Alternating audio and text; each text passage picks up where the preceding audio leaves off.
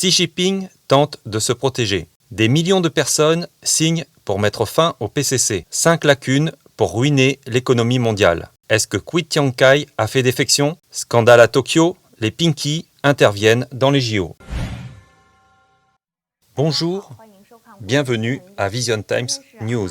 Il est désormais largement admis que le Parti communiste chinois connaît des difficultés internes et externes. Mais pour Xi Jinping, ce sont les défis au sein du parti qui représentent le plus grand risque. Le 1er août, le porte-parole du PCC, Gu Qi, a publié un article important de Xi Jinping. Renforcer l'éducation sur l'histoire du parti et l'histoire militaire et les traditions glorieuses pour s'assurer que les officiers et les soldats écoutent toujours le parti et le suivent, qui n'a souligné qu'une seule chose tout au long de l'article, s'assurer que les officiers et les soldats écoutent toujours le parti et le suivent.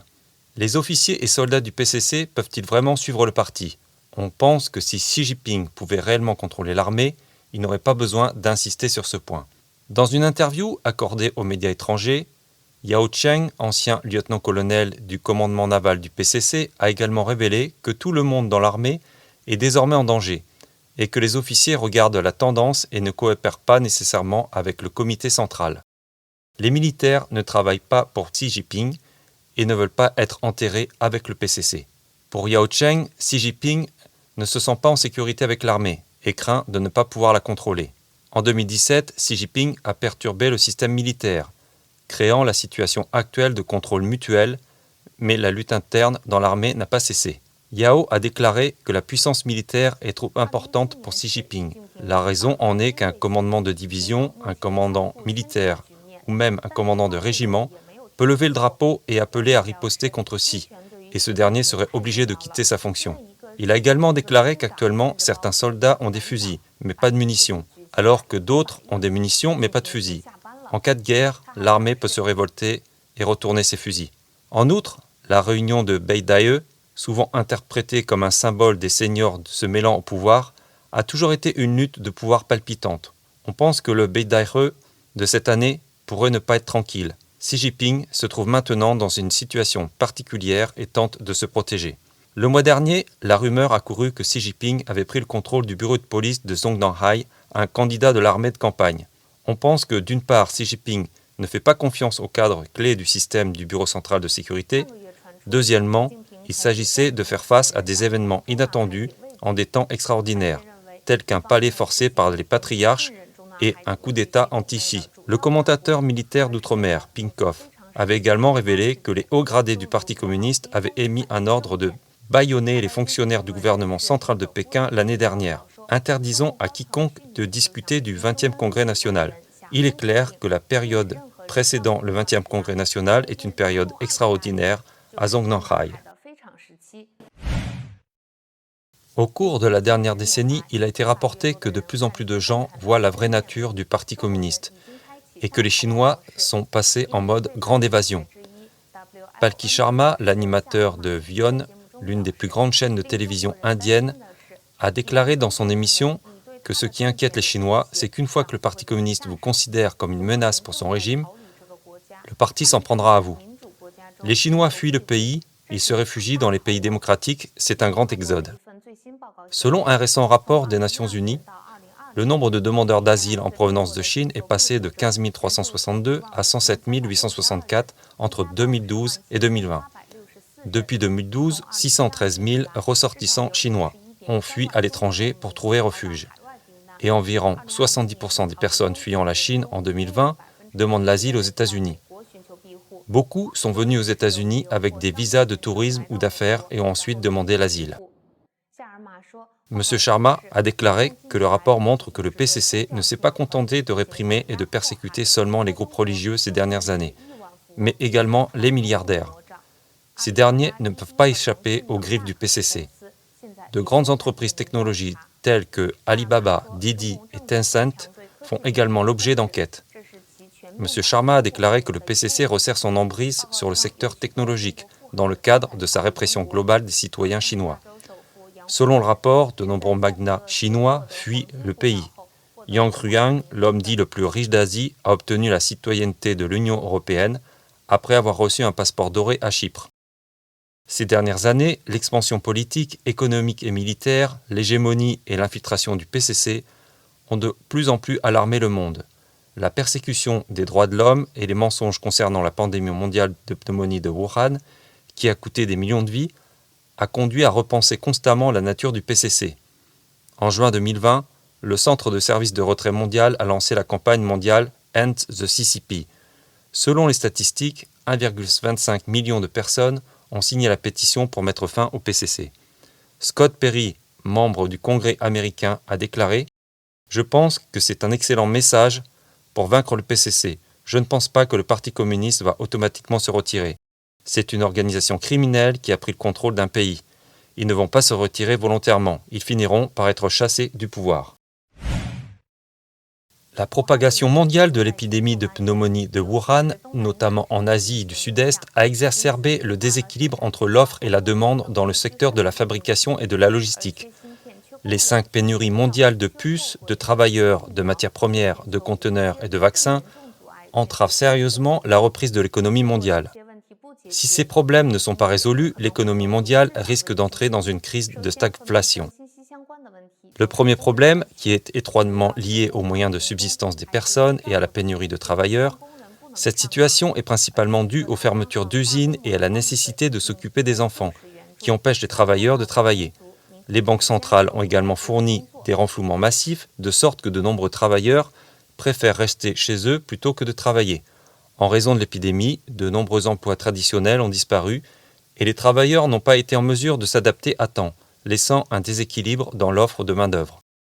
La pénurie de puces dans le secteur de l'automobile, de la téléphonie mobile et d'autres secteurs électroniques est également une préoccupation majeure. Selon Intel, la pénurie mondiale de puces pourrait se poursuivre jusqu'en 2023, tandis que les fabricants taïwanais affirment que la pénurie est désormais plus grave pour les processus de semi-conducteurs matures que pour les processus avancés, notamment pour les puces automobiles, dont l'approvisionnement est critique. La pénurie de puces a également entraîné l'arrivée de puces copiées dans l'industrie des semi-conducteurs. Selon le Centre for Advanced Life Cycle Engineering, le nombre de cas d'entreprises ayant acheté par erreur des puces contrefaites devrait augmenter au cours des 6 prochains mois. En outre, les prix internationaux des matières premières sont en hausse depuis le second semestre de l'année dernière. Non seulement les prix du minerai de fer et du cuivre ont atteint de nouveaux sommets, mais le Baltic Dry Index, un indicateur du coût du transport maritime des matières premières en vrac, a dépassé son plus haut niveau depuis 10 ans, ce qui reflète le début d'une crise inflationniste. Par ailleurs, l'Asie du Sud-Est, où les taux de vaccination sont faibles, a été touchée par l'épidémie. Même le Japon, la Corée et Taïwan, où sont produits des composants électroniques haut de gamme, sont confrontés à une pénurie de vaccins, ce qui pourrait majorer la pénurie de vaccins si l'épidémie se poursuit. Selon une rumeur récente, Kui Tiankai, l'ancien ambassadeur chinois aux États-Unis, serait resté aux États-Unis depuis qu'il a quitté ses fonctions à la fin du mois de juin et ne serait pas rentré en Chine. Récemment, Yu Guangming, directeur exécutif de l'école de journalisme et de communication de l'Université normale de Pékin, a publié une photo de Kui Tiankai sur le site du premier congrès à Shanghai, mais il s'est avéré qu'il s'agissait d'un faux. Ce qui est suspect, c'est que le PCC est resté silencieux. Le commentateur Chen Baokong a constaté que non seulement le PCC est resté silencieux, mais aussi les médias du parti, Kui Tiankai, le nouvel ambassadeur chinois aux États-Unis, Qin Gang, et les autorités américaines.